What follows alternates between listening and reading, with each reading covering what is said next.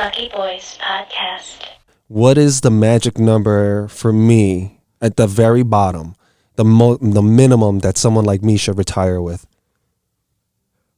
Well, I'm not a financial advisor, right? Right, just your, of course, and I'm not gonna, I'm take it with a grain of We're salt. gonna call you a guru on this podcast. because I mean, you don't know my bills, my lifestyle choices, and my goals. But just generally, like in your shoes, like someone, what would you think? So I read from this website called Penny Hoarder, and one of the things that they say is that if you can accumulate 20 times your annual expenses, you can retire.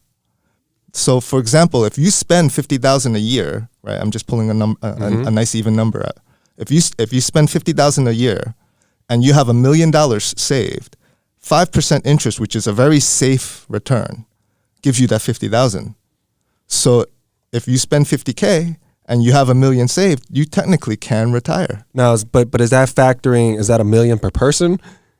Yeah, is that $50K per is that person? Expenses 50,000 that's total. Okay, so that 50K is per person. So you're, no, if your total household expenses, we're talking about household. Okay, yeah, it's definitely not 50K. so if it's more than you multiply by 20. More. Yeah. Right. If you whatever your annual spend is, if you multiply that by 20, right, that's what you need to have saved. Oof. But saved, but also invested. Invested, of course, because then with you can't just put it in a bank savings account. You won't be able to. Yeah, with inflation, you're fucked. Yeah, correct. You'll be losing money, like at a really fast rate. But also, 5% is very conservative, right? It is. Like the stock market. I was telling you earlier, the stock market in the last 40 years it averaged 10%, right? And inflation adjusted 7%. So if you were to just get a diverse portfolio, you can get 7%, right? Inflation adjusted. So 20 times is relatively safe, but this doesn't account for emergencies, right? Because you know your annual spend doesn't include possible hospital bills or car repairs or whatever the case may be. Right. So you know, factoring in all of that, I mean, 20 times is relatively safe. Okay. Now, what do you say to somebody? Because I know so many people, I mean, all around me, and I know you perhaps do as well, where they say, man, that's crazy talk, man. Like, there's no way I could save. You know, like, I get it. I spend it, man. I don't know if I'm going to be around tomorrow. You know, no, man, I'm going to spend all my money, and they're living paycheck to paycheck, and they think that job is going to be there forever. And they're willing to suck up, you know, just the beatdown that they get, the wear and tear. They're not factoring their physical body, their mental health, and financial freedom in the future. And they're living paycheck to paycheck, or even worse, they're living off their credit cards, and their paycheck is barely keeping them afloat.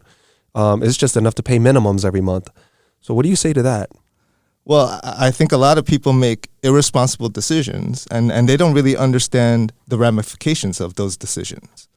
Right. So the way that interest works, right,